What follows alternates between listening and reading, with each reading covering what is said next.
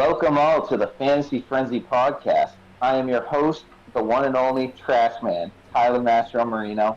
I'm joined by my special co-host, recent hockey champ, runner-up in our fantasy league, Clutch Gene, Benjamin Padalero. How we doing, Ben? Fantastic, Tyler. Very happy to be here. Happy we're back. I'm excited to get this going.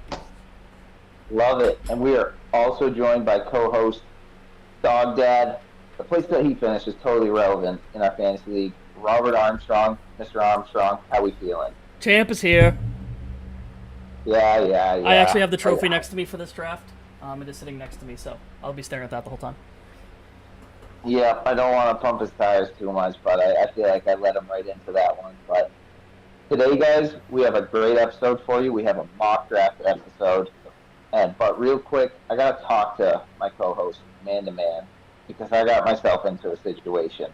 So, Ben, you're already engaged, and Rob, I know you're thinking about buying a ring too. Whoa. Yep. But I started looking around myself, going to shops a little bit, actually looking at prices, doing a lot of in-depth shopping online. So, one day I'm just chilling on the couch, Kate's in the other room, and not thinking about anything, I just pop on a YouTube video. And lo and behold, I'm on full volume, and an ad pops up, and it literally starts out with, "So, you want to find the right engagement ring?" I mash that volume down, dude. It did not go quick enough. Did she heard it? Yep. So I'm hitting it down. There's a silence for about 2 seconds, and then she comes around the corner, and she's like, "What's this about engagement rings?" I'm like, "Oh, no." And then the next couple of days, she spent the time showing me some of the ones that she likes. They're fucking expensive, dude. I'm panicking now. Man's never heard of incognito mode. Say it again. Yeah, I said the man's never heard of incognito mode. No, absolutely not. Nothing like that has ever even come close to happening to me. I'm fine with people listening in on me. I don't give a fuck about that. I ain't got anything to hide, but apparently I do. I have this one thing I got to hide from one person. But I'm on the clock now, guys. My toast. Is my freedom gone? I think you're fine. It depends on the relationship and how long you've been together. Like, at this point, it's a good thing because she's able to tell you what she wants, and you won't end up getting her a ring that she doesn't like. So, I mean, I think it's it's a funny story in 10 years, if anything. Yep, nice and honest answer there. I'll take it. But let's get my mind off of this. Rob, can you go over the mock draft setup you have for us? Yeah, we're using the Fantasy Pros mock draft system. So we have a 10-team PPR. We dropped kickers and defense because we figured no one wanted to hear us talk about that, and we cut the bench down to 5 spots instead of 6, just so we can give you some late run flyers without overkill and drafting all the way to the 15th or 16th round. So that's basically it. That's 10 teams, full point PPR, and yeah, that's the way we run our league. So I figure that's where we'll start. Perfect. So just getting into the draft, I'm the second pick. Ben is the 5th, and Rob is 10th. So Christian McCaffrey off the board as expected. I'm a big fan of Alvin Kamara, but Dalvin Cook is the obvious choice here. He's on a great offense. There's no question around his situation is going to be the same exact as last year. The only reason I take him over Alvin Kamara is because the Jameis Winston, Taysom Hill uncertainty. I think Jameis is going to start, but I can't guarantee it. Sure thing, yeah. So I would come over to Alvin Kamara. Obviously goes 3rd overall and followed up by Derrick Henry, kind of the usual suspects in the 1 through 4. So I'm at the 5 spot here. Like Rob said, this is a 10-man league. So this is like borderline the time where you could think about going Devonte Adams, obviously the number 1 wide receiver this year in fantasy football. As a PPR league, I wouldn't fault you for doing that. However, I am a big fan of running backs, like my co-host Robert is as well. So I'm going to go with a running back here just because that's how I always do my draft strategies. Now, Ezekiel Elliott is the next running back. Popping up on my list, followed by Aaron Jones. Obviously, Ezekiel Elliott, tough season last year, and did not pay off for the amount of draft capital you had to use to get him. Obviously, was not the Ezekiel Elliott that we're used to. Dak goes down with the injury and the offense is just shambles from there. Obviously, now we have Dak coming back this season, and their offensive line has gotten stronger. The offense is looking a lot better this year. So I'm going to take Zeke because I don't want to let him fall to the later picks in the round, because if he does return to form, which it looks like he should, then obviously Zeke is a very powerful running back.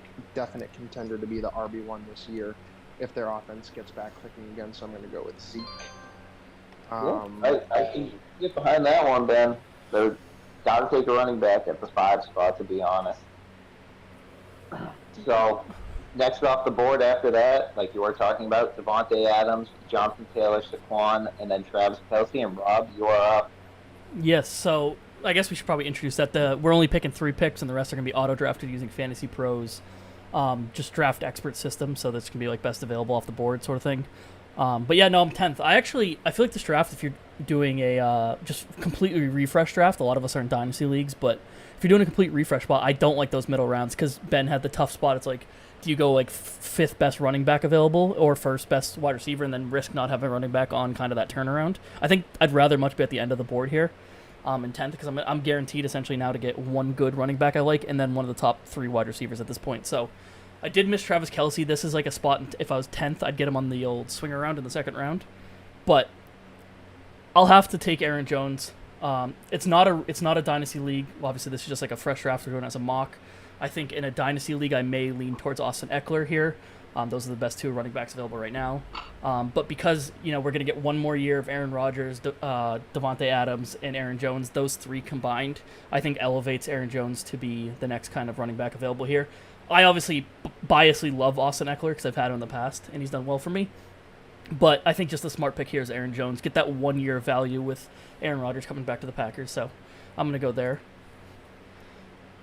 And also, just to bounce off you real quick there before you take your next pick, Jamal Williams obviously left the team, so that kind of leaves A.J. Dillon, the 2nd-year running back, as the backup option, who did have flashes last season, but I just don't see him taking enough volume away for Aaron Jones to not be worth a 1st-round pick this year. So yeah, there's a couple backup running backs that have some value this year, but I think there's a lot of heavy, like these strong running backs we're taking now.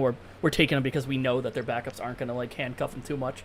But we got to give a shout out to A.J. Dillon because he is a Boston College graduate, so local guy.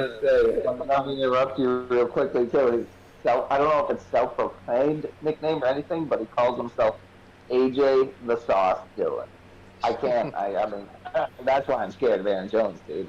His backup he's an ego guy. He's going to take the starting job. Nah, I don't see it. Yeah, so now right back to you on the snake I draft. was going to say, I'm back on the swing around here, and it's like, this is the tough part of drafting 10th because now I'm not going to draft for 20 picks.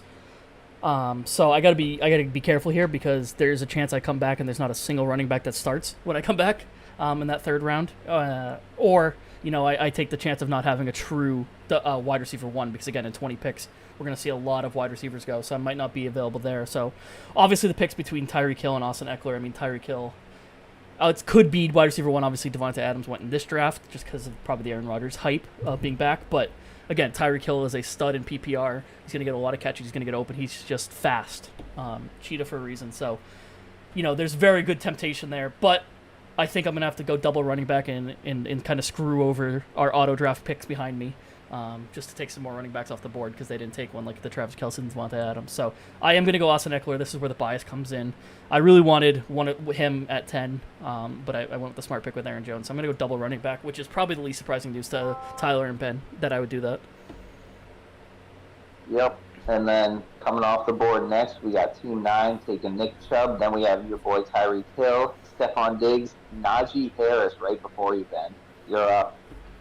Yeah, back to me, 206 here. I'm not surprised at Rob's pick. Oh, I shouldn't say that. I'm kind of surprised, but I'm not because I know Rob loves Austin Eckler. But I think I'm going to go for this draft at least. I'm going to go the anchor running back strategy. So I'm obviously going to go wide receiver here. DeAndre Hopkins is still on the board. Calvin Ridley, Justin Jefferson. I'm a big D-Hop guy. I love Kyler Murray, and I've always been a big fan of DeAndre Hopkins, so it's kind of easy for me here. So I'm going to go ahead and start my draft with Ezekiel Elliott and DeAndre Hopkins. I think that gives me a really good base here. And because the wide receiver depth is so deep this year, especially much more deep than the running back field, I definitely want to get one of the top wide receivers here, but then I can maybe wait a little bit because, I like a lot of the mid-round wide receivers too, but I'm definitely going DeAndre Hopkins right here at the 206. I cannot argue with that pick one bit, Ben. I was looking at the clock. I've had DeAndre Hopkins called in a couple of drafts, and I've been so happy to take him in the second round. So good pick there. Right after him, we had Antonio Gibson and Patrick Mahomes go. So you guys probably know who I'm going to pick just because, I pick him every single year. I'm a little bit biased, but I'm going with my man, Keenan Allen on the Los Angeles Chargers. I am absolutely in love with this offense this year. Keenan Allen's been my boy year after year. And a quick heartbreak talk, dude. He broke my heart last year when it was what, like week 15 in the playoffs. There were injury concerns about him playing that game entirely. And he looks into the camera before the game starts, talking to his fantasy football players, and he goes, "Don't sit me." And he proceeded to go one catch for 17 yards. Absolutely heartbreaking. I'm ready to go back to my toxic ex and give him another chance because I cannot get enough of Keenan Allen and that Chargers offense, to be quite honest. Yeah. And now, I'm sorry. Go ahead. No. It's all you. I was just going to bounce off you. Yeah, I totally agree. I think, with Justin Herbert coming into, I think he's going to have a really big year this year. Obviously, Hunter Henry's gone, so that, opens up some targets. Might not stretch the field as much, but I think, Keenan Allen's poised for a really good year this year, coming off Justin Herbert, who's looking like he's going to be, a stud in the league. So really good to see. Like the pick. Yep, I love Herbert. He's growing out his hair again, so that's definitely going to add some steez factor, and he's going to be way more effective with long hair rather than looking like a dweeb. Then next off the board, we have DK Metcalf and Joe Mixon. So it's back to me, and I got a wide receiver and a running back now. I do have some late running back targets that I like in this draft, so I'm just going to go with the best player available, and it's going to be the wide receiver one for the Atlanta Falcons. I'm going with Calvin Ridley here. No Julio Jones. He's got a real chance to take over this team and really show what he's made of this year. I mean, he showed plenty of upside last year, but just a guy everyone's hyping up. He's ranked, the 13th overall wide receiver right now. There's not much more that needs to be said about him because he could turn into an absolute star. He's going to be one of those guys that pushes for a chance to be the wide receiver one for the year, and I'm excited to have him.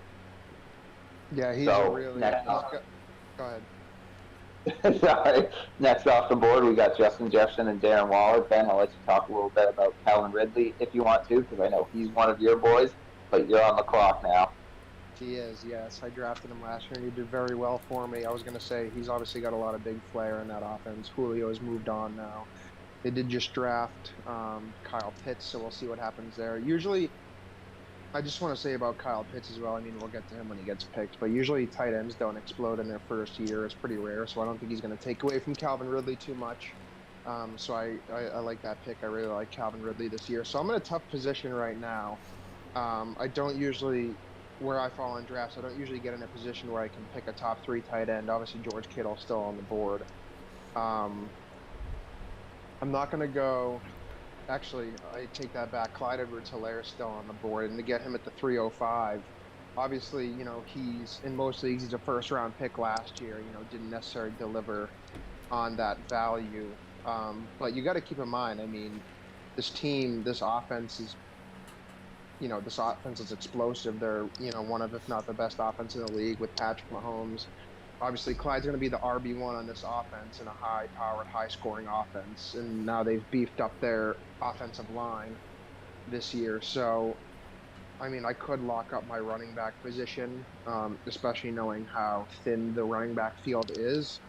But I said I was going to go anchor running back. So, A.J. Brown is still available as well. He's a wide receiver one in every sense of the word this year. I think he's going to have a really big year. He's going to have Julio to take some coverage away from him. May lose, some volume, obviously, but, I think the upside is way higher. So this is actually kind of tough, but I'm going to stick to my strategy here, PPR league. I'm going to go with A.J. Brown and have an absolutely locked down wide receiver core. I love it. I can't argue with that at all. Dude, everyone's excited about this Tennessee offense. We'll see what Julio Jones can do. Maybe help out A.J. Brown a little bit, but, I mean, they should be firing on all cylinders. So, next up we got Clyde, your boy, got taken, and then Kittle, DeAndre Swift, Josh Allen, the first QB off the board in round 3. Wow, and then, Rob, it's back to you. Yeah, Patrick Mahomes is taken at the end of round 2 as well, so Josh, but that makes sense, those two. But Josh Allen is going up much higher than he was last year, obviously, in the draft, so interesting to see. It was actually funny. I almost went 3 running backs because I wanted DeAndre Swift as well. I saw him sitting there, but I'm happy he's taken because now I can focus on my next need, which is definitely wide receiver after taking 2 running backs to start the draft off. I'm probably going to double running back, double wide receiver here, and I actually love with the 2 wide receiver I'm going to take this year. I was low on one last year, but again, it was mainly because of his quarterback. They went out, drafted a new quarterback. Best available right now, anyways, wide receiver with Allen Robinson. I think the Bears I don't want to hype up Bears fans too much because they're used to disappointment, but seeing Justin Fields play in preseason has been quite exciting. And Darnell Mooney is going to be like a good threat for them too, so it's going to take off a little bit of pressure. Allen Robinson last year, you have a bad quarterback and you're double team most routes because you just have no one else to throw to. And Mooney stepped up last year and then is going to take that next step up as a sophomore this year. So I'm going to go first with Allen Robinson just because I think Justin Fields, even though all signs point to Andy Dalton starting week 1, I think that is literally just to start week 1, just to say, hey, here you go. We told you we're going to sign you to start you, but Justin Fields can take over. So that's that pick. And again, I have a second one here. I already have 2 running backs. Quarterbacks, I don't love. I mean, Kyler Murray's there, and I know, the top 3 are pretty solid top 3 for quarterbacks, but unless you could find like really good value, like I think the Josh Allen towards the end of round 3 is solid. But again, I just find these quarterbacks are going a little too early for quarterbacks. And I think there's some value down around the 10th and 9th best quarterbacks. So I'm probably looking wide receiver here. I actually am stuck between 2 here. I think CeeDee Lamb is way more talent-wise than where he's drafted. However, the Cowboys do spread the ball around a bit. Dak's shoulder is not 100%. And I get a little nervous there. And obviously then my boy T-Mac is sitting there, someone who I drafted last year who paid off for me most of the time. And now they have Ryan Fitzpatrick, who I think is way more steady of a QB than they had in the situation last year. And then Terry McLaurin is just an absolute PPR machine. He just gets open. He's so quick, so shifty. And I think that Washington football team, or whatever they're going to be called by the time the season starts, is just way better than last year. So I'm going to have to go T-Mac because, again, he's just one of my boys. Yeah, I'm totally ready for the Fitzmagic show down in Washington. I'm absolutely pumped to see that, dude. Guy is absolutely electric. So, next up, we got J.K. Dobbins, Julio Jones, Josh Jacobs, C.D. Lamb, a guy you were contemplating, and now back to you, Ben. Yeah, back to me at the 406. I was just looking at the draft board here. Tyler, you're copying my strategy. Cut it out. I'm just kidding. No, so obviously, Kyler Murray, I said I liked him a lot. Rob mentioned him during his first pick, which is, certainly fair. I can see where you're coming from there, which is very interesting to me that David Montgomery is still here as well. I still need my running back too, of course. Chris Carson there as well, who I'm also intrigued with as long as he can stay healthy. I think that offense is looking good again this season. Robert Woods is still there as well, who I really like this season with Matthew Stafford. I think he's going to feed him and Cooper Kupp a lot, but I already have 2 top wide receivers. So, decision time for me. I'm going to go ahead and lock up Kyler Murray just to, he's kind of my RB2 anyway. Stack him with DeAndre Hawkins, and I feel really good about that. So I'm going to take Kyler Murray here. That's a good pick. I saw that one coming. Kyler, he's one of your guys. I'm sure you're he's my boy. Yep, you're probably definitely contemplating keeping him in our keeper league, but super excited for that. So next off the boards, we have Mike Evans and David Montgomery, who is going to be my next pick. He's got some serious value to him this year. He's been completely, disregarded. He's moved up in the ranks a ton. Like earlier in mock drafts, he was going around like pick 50, and he had a great stretch to end the season.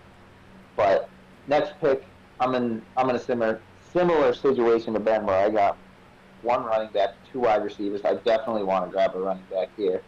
So I'm going to go with the guy that is now the standalone running back for his team, and that's James Robinson. The recent Travis Etienne season-ending injury is an absolute killer. A lot of people loved him for, PPR purposes, but James Robinson, he was the guy last season. He was phenomenal. I have no idea, and I don't think anybody has an idea of why they drafted Travis Etienne besides the fact that he is, Trevor Lawrence's boy. But I have full faith in James Robinson to do exactly what he did last year because it's going to be a better offense. There's going to be more scoring opportunities. There's no reason to think he can't repeat that, right, guys? I almost took him with my last pick. But again, I think you guys would have made fun of me if I went through running backs instead of getting 2 wide receivers where I was at. I wouldn't have made fun of you. I love him after the Etienne injury. Yeah, I do as well. I don't see, a lot of people are down on him, which doesn't really make sense because of why Tyler said he had a really good season last year. Obviously, a new quarterback in Trevor Lawrence. A lot of excitement around him, so I think it's going to be really, really exciting to see what happens with this offense this year. Yeah, so back to me again. The last couple of picks, we just had 2 wide receivers. Team 1 took Robert Woods and Amari Cooper. So it's looking like my pick next. And there's a guy that I'm staring at that has insane value at pick 45. I'm going to go with Tyler Lockett here. To me, Tyler Lockett he's like a slight step down from DK Metcalf, but he's going 3 rounds later. Tyler Lockett and Russell Wilson have a special connection. There's only a couple duos that have ever had the type of connection that they have, and they do it year after year. Some guys, that I'll name is like Paul McCartney and John Lennon, Tom Brady, Bill Belichick, Bonnie and Clyde, Ian and Brandon Bolden, and Robin Pizza. Those are the type of connections that, Russell Wilson and Tyler Lockett have. He is such a good value in this draft, and I am so pumped to get him this late. Yeah, and then go ahead. I'm sorry. Yeah, I'm disappointed that you picked up on that Robin Pizza joke as quickly as possible. I ignored it. I was laughing at Ian and Brandon Bolden still. Yeah, I really appreciate that. I'll let Ben take over. Just real quickly, we have Chris Godwin and then Cooper Kupp off the board next. Back to Ben. Yeah, so back to me at the 505. I'm punching the table right now. Not really, but Chris Carson's obviously on the board, and, I feel like right around Chris Carson, J.K. Dobbins, James Robinson, which is where we are now, is where the teeter-totter starts to fall down on the running backs. And the reason I'm hitting the table is because Deontay Johnson's next up on the coming up in the draft board, and I know if I don't take him here, I'm not going to get him. But I've waited this long, anchor running back. I took Zeke in the first round, and I haven't touched anyone since. And now it's in the 5th round. So, Chris Carson, obviously a really good-looking offense this year with Russell Wilson at the helm. Obviously, there's injury concern, but they just signed Chris Carson to a big contract, so obviously they're planning on utilizing him heavily. He did well last year when he was healthy. Again, the injury concerns, but, he's a really, really good RB2 candidate to get in here at the 505 as my RB2. I just really have to do that to round out my roster here. I'll shed tears when Deontay Johnson goes to someone else's team, but I can't take the risk on getting a running back after this because it starts to get a little ugly after the 5th, 6th round here. So I'm going to go with Chris Carson as my RB2. That is a very good pick. I can't imagine how you're feeling. Deontay Johnson is one of your boys. You pumped him up all last season. You were great on that call. I'm crying on the inside, but it's okay. Deontay drops. You needed that. Yep, and next off the board, we got DJ Moore, Thielen, your boy Deontay Johnson, Brandon Ayuk, who I know Rob's a pretty big fan of, but Rob, now it's back to you. Yeah, I was a fan of Brandon Ayuk last year. Thought he just was really good in college. I was happy Deontay drops and got picked because I did not take him, and then I think Ben would have been mad at me if I didn't take him here, and so I'm very happy he went before me, so I don't have to make that decision. But there's actually a couple things I like here. I'm someone that waits on quarterback, but Lamar Jackson is staring me through my soul right now, and I very much love him around here. I think he, the upside is a Kyler Murray sort of player, but just because of last year and how the Ravens have played, he's starting to fall this year. I mean, this may not be great basis to go off of, but last year in our draft, he was like a 1st-round pick or a 2nd-round pick. So, coming back, I could get him at round 6 technically with my swing around here. So I am very much looking at Lamar Jackson.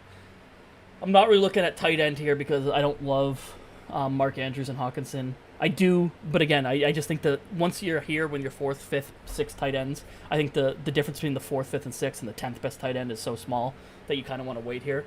So I'm really looking at T. Higgins, Lamar Jackson, and then potentially reaching on a flex running back here. But again, I don't love the running backs around this sort of time frame.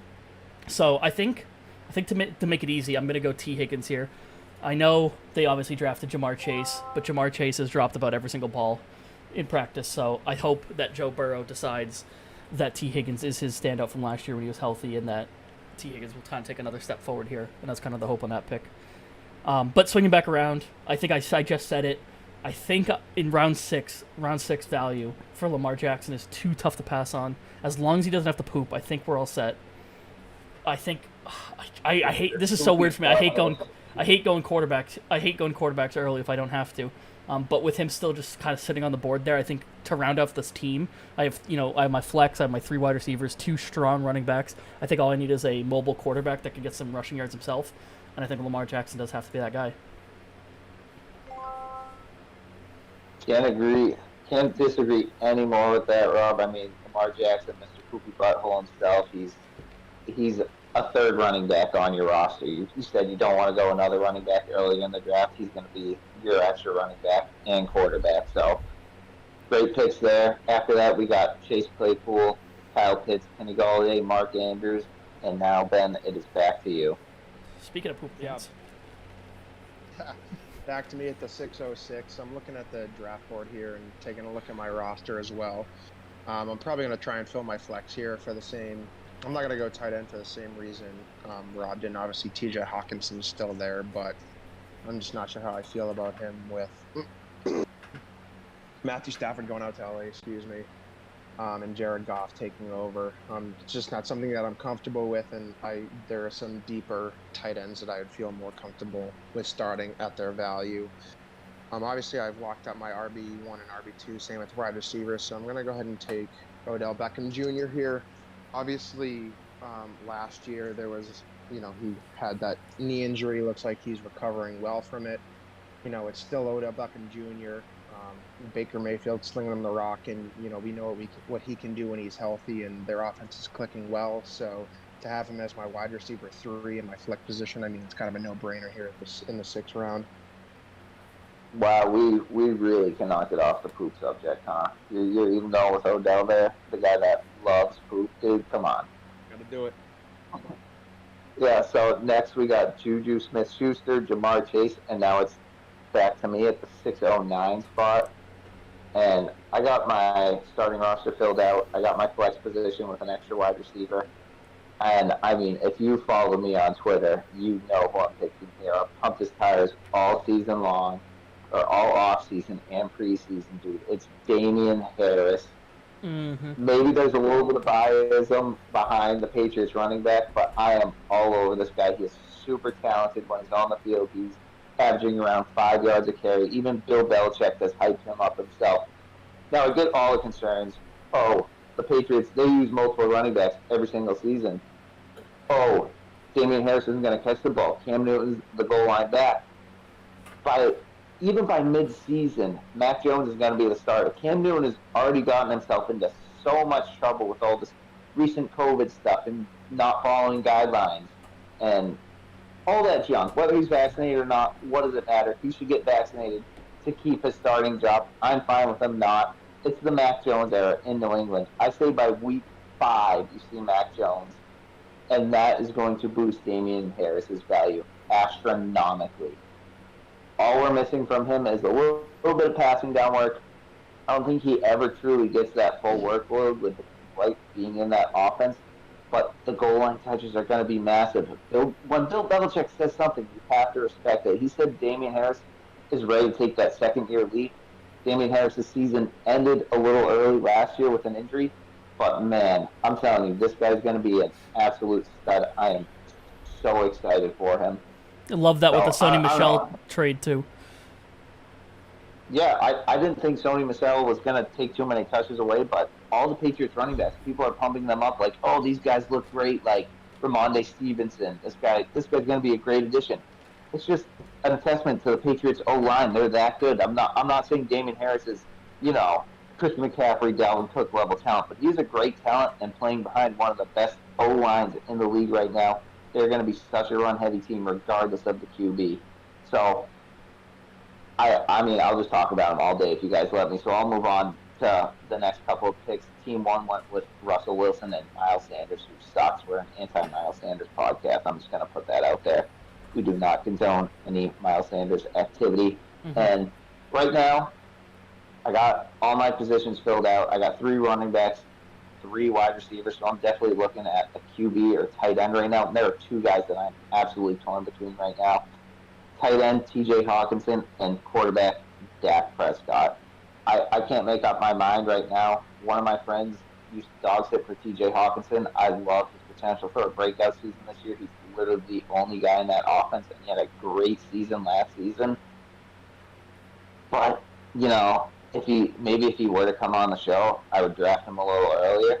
But I'm going to go with the grittiest man of all time, Dak Prescott. He gets so much hate for being on the Cowboys, and it's understandable. They're Cowboys fans, but I have never seen a man just completely break his ankle, and he tried to jam it back in place on the field. Guys, like, all stats aside, like, that is the grittiest man alive.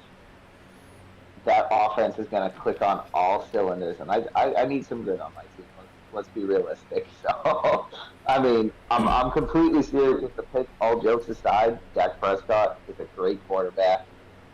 He's got so many weapons in that offense. Their defense is terrible. I'm ready to watch an absolute show that he's about to put on this year. So, next couple of picks, we got Team 3 going with Devonta Smith, and then Team 4 going with Aaron Rodgers, and then it's back to you at the 705. Yeah, I'll pick it up at the 705 here. I'm just looking at the draft board, or excuse me, the available players. Darrell Henderson's still on the board, which is a little confusing to me. I mean, I get they just got Sony Michelle from the Patriots, obviously, but I'm not sure I'm sold on Sony Michelle being the starter there. That seems more of just like a depth move for me. Honestly, I still feel like Darrell Henderson's a strong mid to late RB2, high-end RB3.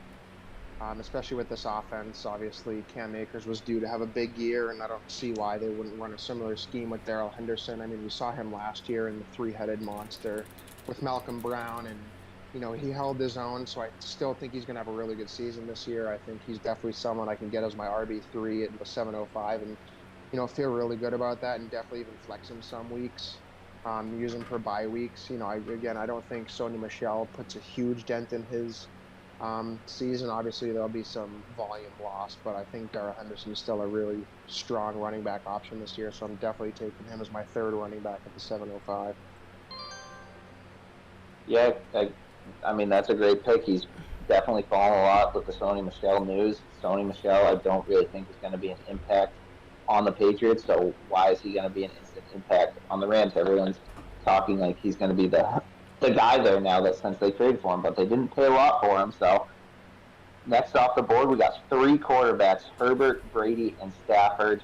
Then we got Jerry Jeudy, and Robert is back to you at the 710 and 801. Yeah, Darrell Henderson does scare me a little bit just because of the stuff I'm hearing come out of the Rams about Xavier Jones and Jake Funk, both being like pretty solid picks, and obviously they went out and spent on Jake Funk in the draft when they probably should have helped their O-line, but they got him instead. So, that scares me. I think I just every move they've made makes me think that they don't have much confidence in Henderson to be there. But also, like at this point in the 7th round, as a bench player that's mostly going to be there for your bye weeks, I think it's a solid pick still. But yeah, here at my pick again, I have everything but a tight end, and TJ Hawkinson is kind of staring at me now. I said on my last time around he was sitting there, and I said I just didn't like him there. I don't love the goofball in Jared Goff, but I do love him. I just don't love him as a quarterback. So it does scare me there. But I think just to, I don't usually do this, but I have everything but a tight end here to round up my lineup. I think I do have to take TJ Hawkinson. I think, rounds, I could have taken round 8 technically. I think just that kind of value for someone like TJ Hawkinson is very good value because, like Tyler said, he's a very talented tight end. He's just stuck on a really bad team. And I think tight ends can kind of overcome that at times because they are the checkdowns for bad teams a lot of times. So second pick here, I've got the full roster filled out. I'm just, drafting bench here. I'm looking at bye weeks. I'm looking at, positions that I might need to fill if someone goes down injured. So at this point, I do need depth running back. Mike Davis is here. He's was good last year when Christian McCaffrey went down. I don't know if I love him as much. I also have Kareem Hunt with, Chubb, potentially getting injured again. Not necessarily injury concerns, but when you have a workhorse like Chubb, running back, it's always scary. Injuries in Kareem Hunt, maybe the best handcuff in the league, maybe the best handcuff of fantasy all time. And then Myles Gaskins. I actually, like Myles Gaskins a little bit. I know there's a lot going on in Miami, so I'm not feeling confident there. I think for the first time, in maybe fantasy for me, I think I'm going to go Kareem Hunt. Just because the upside of the upside if Chubb goes down, I think is higher than any upside that Mike Davis or Myles Gaskin would have given me. And again, this I've drafted from my bench. I have my flex filled out with a wide receiver. So yeah, I mean there's standalone value with Kareem Hunt, and then there's the RB1 upside. Even if Chubb misses a game, it's absolutely huge to have Kareem Hunt on your team. He's a guy that I found great value in as well.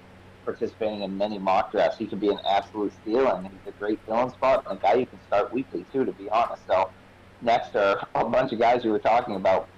We have Mike Davis, Myles Gaskin, Chase Edmonds, Devonte Williams, a little running back streak there, 5 running backs in a row, and then it's back to you at the 806.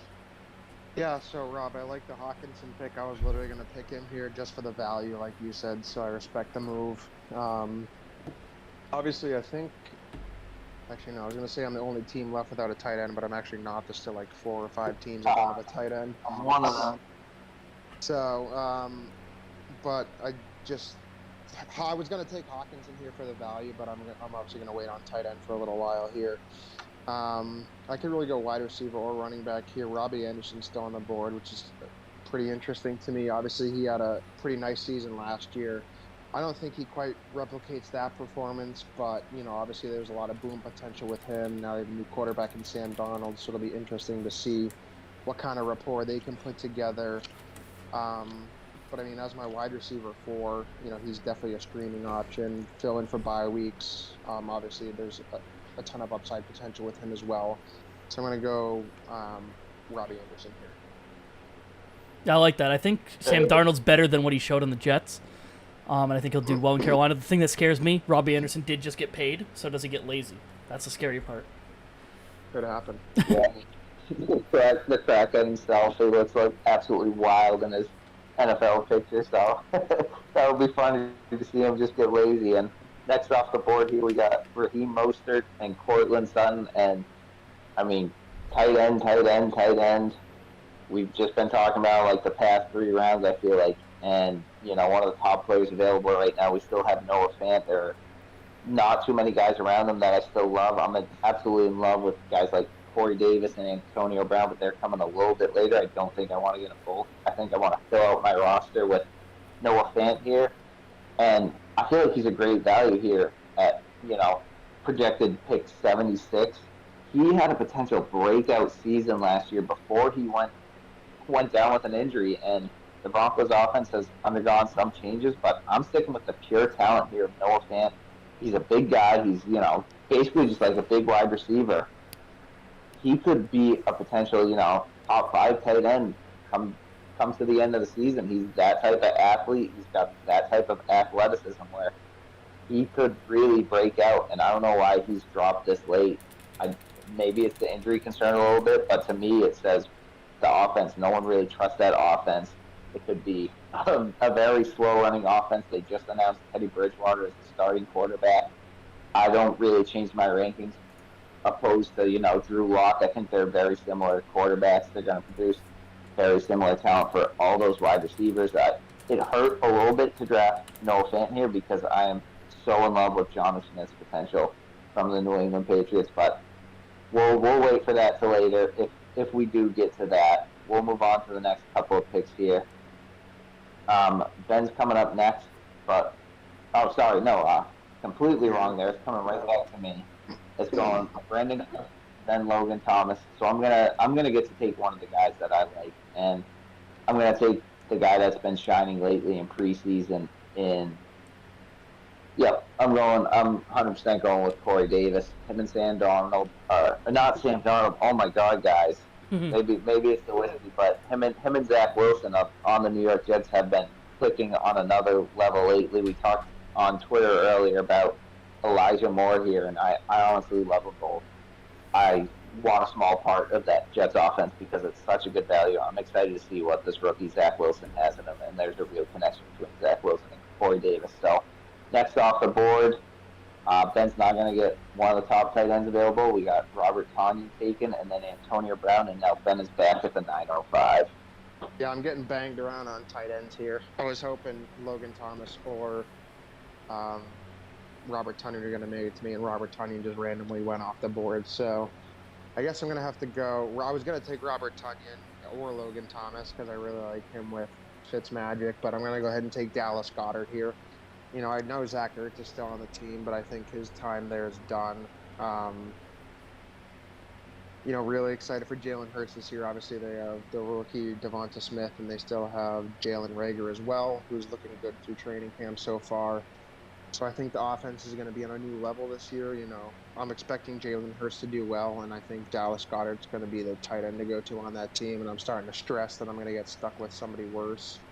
So I'm going to go with Dallas Goedert here. Not super happy about it, but I'm doing it.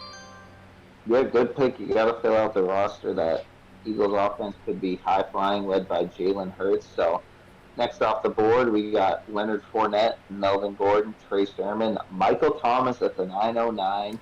Crazy to still see that. God. I know. It still baffles me seeing that. That run on tight ends definitely screwed you, Ben, because I thought for sure you'd be getting Big Bob Tonyan. That's where I was going. So. Yeah, so that was tough. I do love the Noah Fant pick going back, just talking about tight ends. Obviously, I was high on him last year, and the injuries killed him because he was doing so well.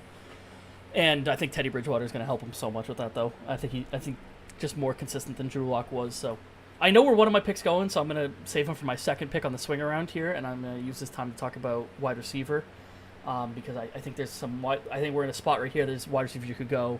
I obviously have already bent down the Cincy rabbit hole with T. Higgins, so I am not going Tyler Boyd as much as I think he's very good value here, and I think he has potential, be a slot, heavy PPR guy for the Bengals. I don't know if I could invest two wide receivers in a Bengals offense that, has no offensive line, and Joe Burrow looks like he might die on every single snap.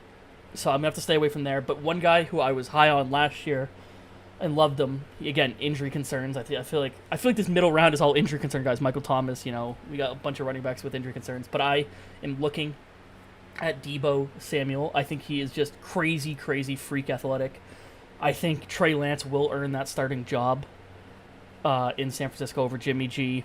So I think that's going to create some flair. I think, like I said, I love Brandon Ayuk earlier in that same offense, and I think these two, as long as he can stay healthy with a healthy classic San Francisco running game where they use like 5 running backs, I think all of that combined, I think that's a good offense for the 49ers again, kind of back to a couple years ago. And so I'm going to go with Dibo Samuel with my first one. And again, I knew where I was going with the second one the whole time. I think this kid's got crazy high upside, as we were just talking about his offense. I think he was crazy talented in college if you saw him at UNC. And I hate picking this because I hate the team with a passion, but I think the offense, at least, they're going to lose most games probably like 40-27 because their defense stinks. I'm taking him. Don't do it. Well, that stinks because I'm going to be going Michael Carter from the New York Jets. God. I think he's so crazy talented, like I said, and I think with all the other rookies and all the other young players, that Jets offense is going to be pretty solid. I still, like I said, think they're going to basically go like 2-15 because their defense is that bad, but that Jets offense is so crazy, I want a little piece of it. Yeah, as Patriots fans, I think we're just accustomed to the Jets kind of sucking, but I think, we can all agree without a little bias that this Jets offense could be good with Zach Wilson. So next off the board, we got Kenyon Drake, Jamal Williams, Ronald Jones, AJ the Sauce Dillon, and now we're back to Ben at 10-6. Yeah, I'm not happy. That's the second round that I really got sniped because I was definitely going Michael Carter. I thought you might have got so frustrated at tight end you were going to go Michael Carter with your last pick. No, and just really wait on tight end. I thought you were that frustrated. Yeah, so back to me here. At this point, I'm kind of looking at some upside picks who I could maybe flex or use for bye weeks during the season. Not excited about Tyler Boyd for the same reason you mentioned. DJ Chark's interesting to me, but Laviska Shenault's also still on the board, who's not too far behind him, and I think he's going to take a big step in the league this year. Obviously, Trevor Lawrence is throwing to both of them, so we'll have to see who he builds a better rapport with.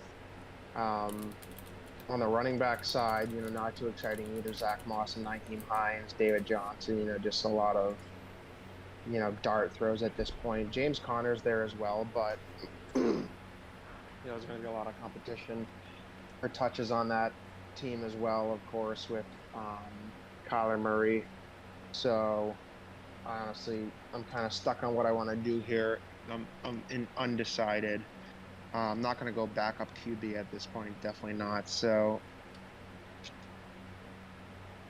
I guess I'll go Laviska Shenault. I really like his upside this year. Obviously, Trevor Lawrence coming in as a rookie quarterback. There's a lot of excitement around him, like we've said. So I'm going to take a super upside pick here and go with Laviska Shenault.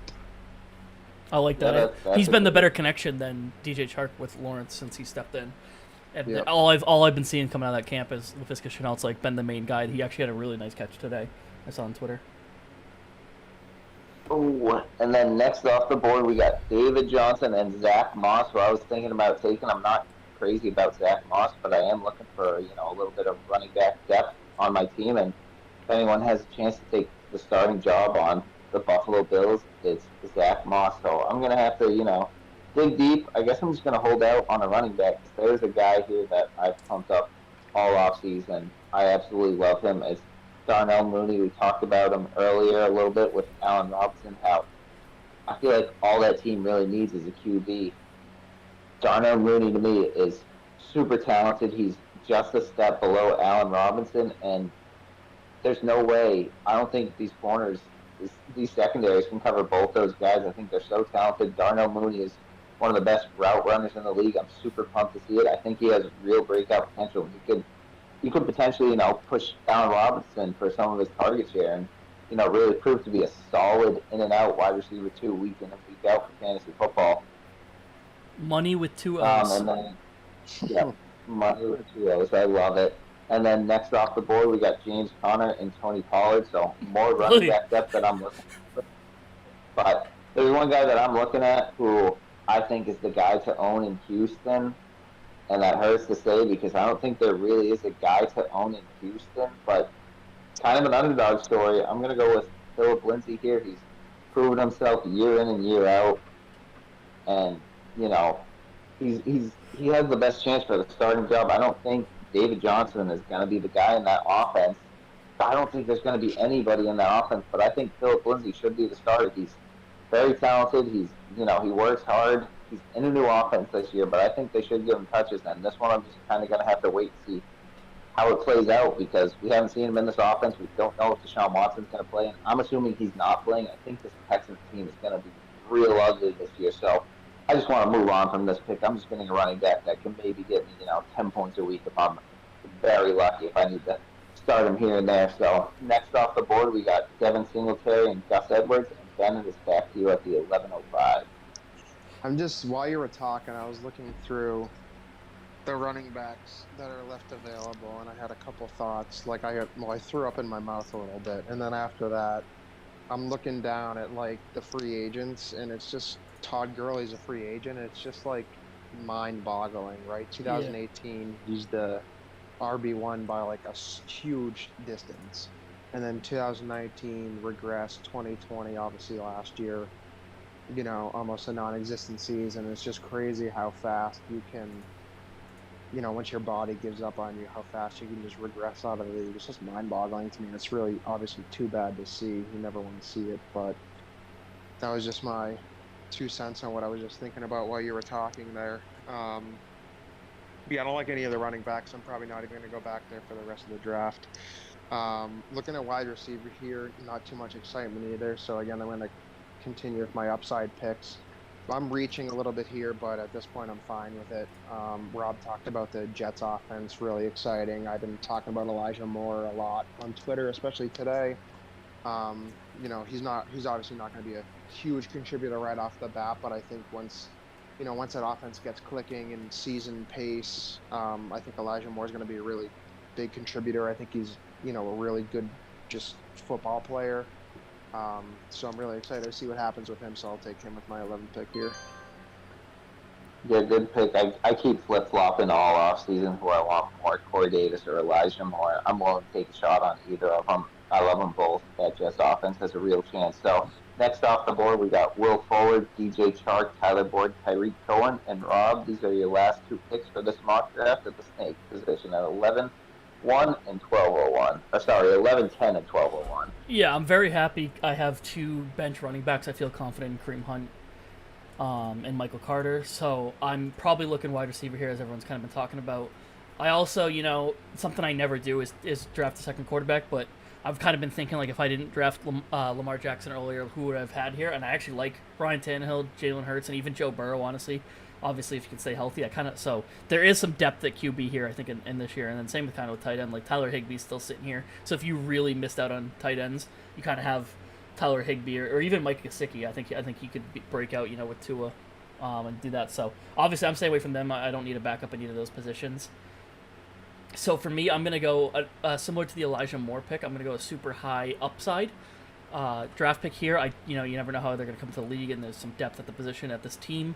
But I'm going to look at the Miami Dolphins.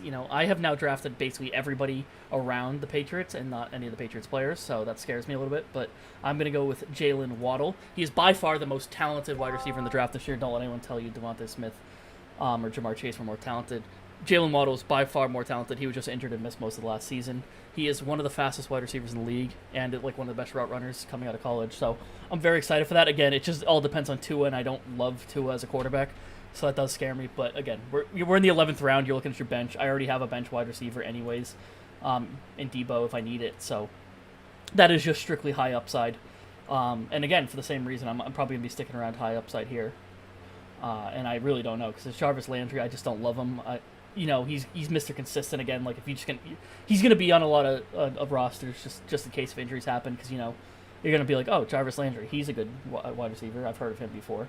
So I think that is somewhere you can go. But I might even dip further down on my list here, and I'm between 2 players, and again, both rookies. This is what I do at the end of drafts. If you have never heard of me draft, I basically just start taking rookie wide receivers I like at the end, and I'm between 2, and it's Terrace Marshall of Carolina. Again, that's risky because of Sam Darnold. And then Amon-Ra St. Brown. He is the better version of, you might have heard of, Equanimous St. Brown, the total draft bust for the Packers. This is his younger brother and much more talented brother. However, again, he is on the Goofballs team. So, 2 bad quarterbacks. I think for that reason... No, I'm going to do it. I'm going to go for the name alone, because there's probably a lot of fancy names you can make, and I'm going to go with Amon-Ra St. Brown. Skipping about 40 wide receivers to do that, but again... Most drafts, there'd be about 15, 16 rounds. We cut off a couple rounds for the ease of the YouTube video and a podcast. So, yeah, definitely a great pick there. A lot of people are high on this rookie, and he's just on the goofballs. That's the only problem. And that wide receiver strategy has paid off greatly for you. Last season, you got Justin Jefferson real late in the draft, so kind of hate you for that one. I strictly avoided Justin Jefferson because I had him in that, and I didn't like how he played. So my whole plan is like one.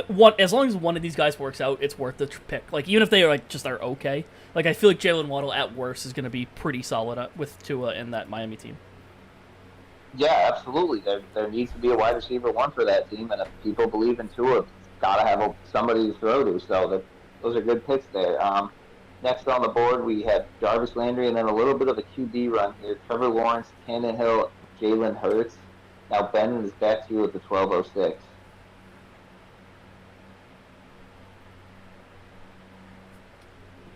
we lose Benji? Oh, he muted himself. Bueller. Yeah, we're here.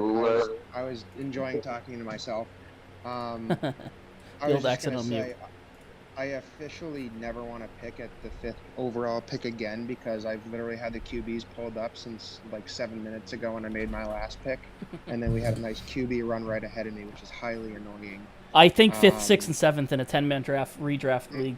I think those are the worst picks this year. I think there's a ton of value early in the draft, and I think I've got a ton of value late with these back-to-back picks. Yeah, I was going Ryan Tannehill easily. I mean, he's going to be a top 10 quarterback with A.J. Brown and Julio Jones there. Then I was going to go Jalen Hurts just for the upside. Obviously, he's a young kid, second year in the league. You know, they've built around him, but he went. And then Trevor Lawrence, top QB prospect this year, also went. So I'm going to go with Joey B, you know, coming back off the injury. Obviously, he's got a couple of his buddies around him. We're going to have Joe Mixon back healthy this year, so that offense looks like it could click. Obviously, there's huge injury concern.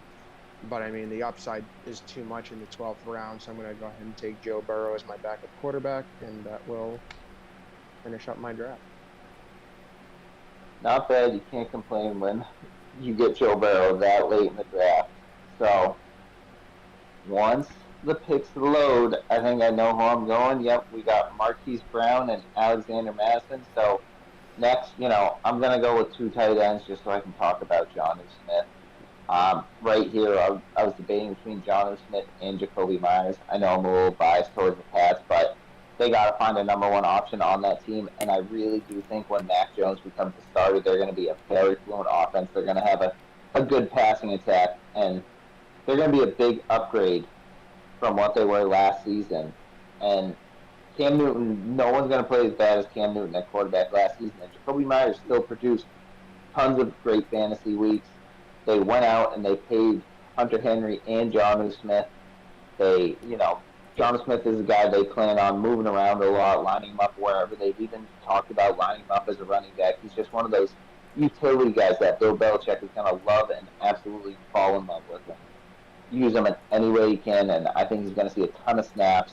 They're going to run a ton of 2 tight end setups with, Jonnu Smith and Hunter Henry, and I just want to see what he does. This Pats offense, they added a ton of new weapons, and there's so much expectations for them. There's so many unexpected things that we could see for them. It's worth taking a shot in the 12th round for this guy. So now Mr. Irrelevant in our draft is Tyler Higbee, and that will about wrap it up for our mock draft show. I feel like we did good. Boys, we worked out a little bit of the rust that we have. This is our first podcast we've done in a while, so I had a super great time, and I hope you guys did as well. Yeah, I'm a little mad. Team 1 is projected to beat me. They did a little summary of projected standings. I'm projected to lose Team 1 and come in second place, so that's tough. But, it was a fun draft. One thing I just quickly want to mention before we get out of here, too, is that if you want to see this draft in person, instead of just listening to us kind of explain the picks and kind of following yourself, this will be going out on our YouTube channel as well. So, yeah, I'll have the draft board up, and you'll be able to see it, and you'll be able to see our picks and all that stuff. So that YouTube channel is Fantasy Frenzy as well, so that'll be on YouTube. Alrighty, boys. We're on Twitter as well. Fantasy Frenzy. The Z is capital. Fantasy Frenzy Pod on Twitter. We're very active. Please tweet at us. Any questions? Other than that, I hope everyone has a great day, and I will talk to you boys later. Peace out. See ya. Later, boys.